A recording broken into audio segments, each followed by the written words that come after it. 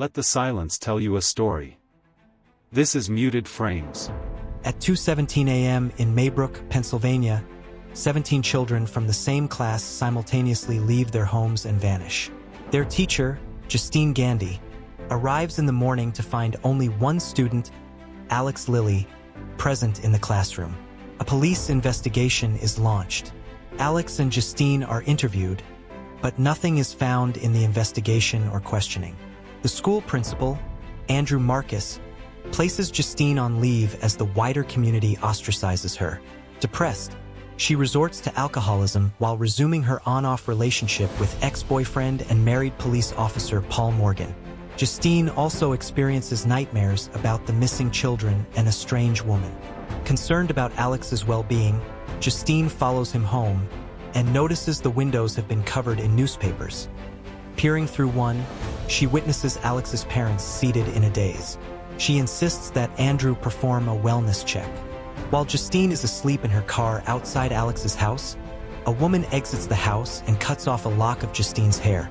Meanwhile, Archer Graff, the father of one of the missing children, struggles to cope after his son's disappearance and has similar nightmares to Justine. Frustrated by the ineffective police investigation, Archer decides to look into the case himself.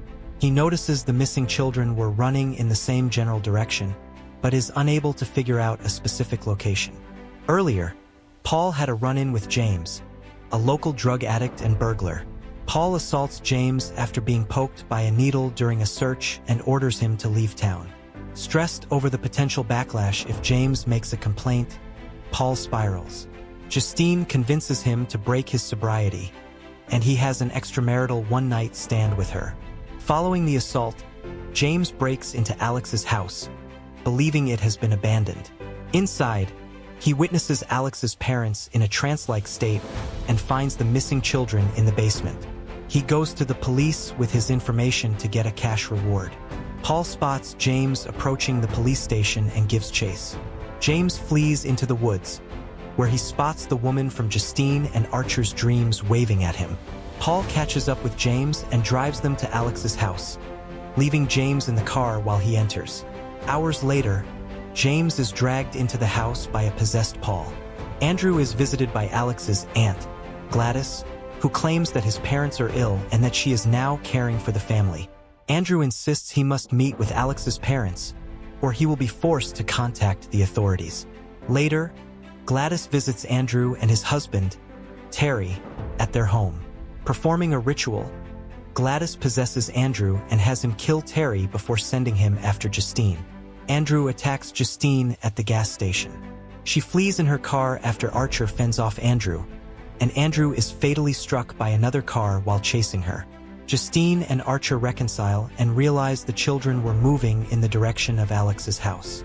Flashbacks show Alex and his parents welcoming the severely ill Gladys to their home. Alex notices a strange potted tree in Gladys's room.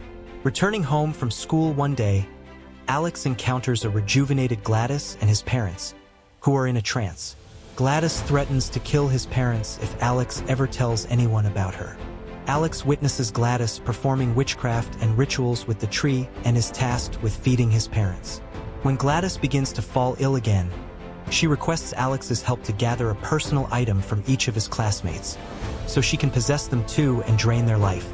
Alex agrees, hoping she will leave everyone alone once she gets better. The next night, she summons the children to Alex's home using their tray labels which Alex stole from the school classroom. Alex later returns home from school to encounter a possessed Paul and James as Gladys makes plans to leave town with him. Both Justine and Archer visit Alex's house, where Paul and James attack them. Meanwhile, Alex is pursued by his parents after disobeying Gladys. Justine shoots Paul and James dead with Paul's gun. After escaping into Gladys's room, Alex copies the ritual he watched Gladys perform, using a lock of her hair. Gladys' control over the children breaks as she becomes their target. Following a frenzied chase through several homes, the escaped children finally catch up to her and tear her apart. With Gladys' death, the spell is broken and Archer rushes to reunite with his son. A voiceover reveals that the victims were left catatonic from their possession.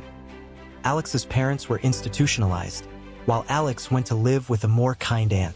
The children are returned to their respective families, and some of them eventually became able to speak again. Thank you for watching. If you enjoyed this calm storytelling, please subscribe to Muted Frames for more quiet and immersive movie plot journeys.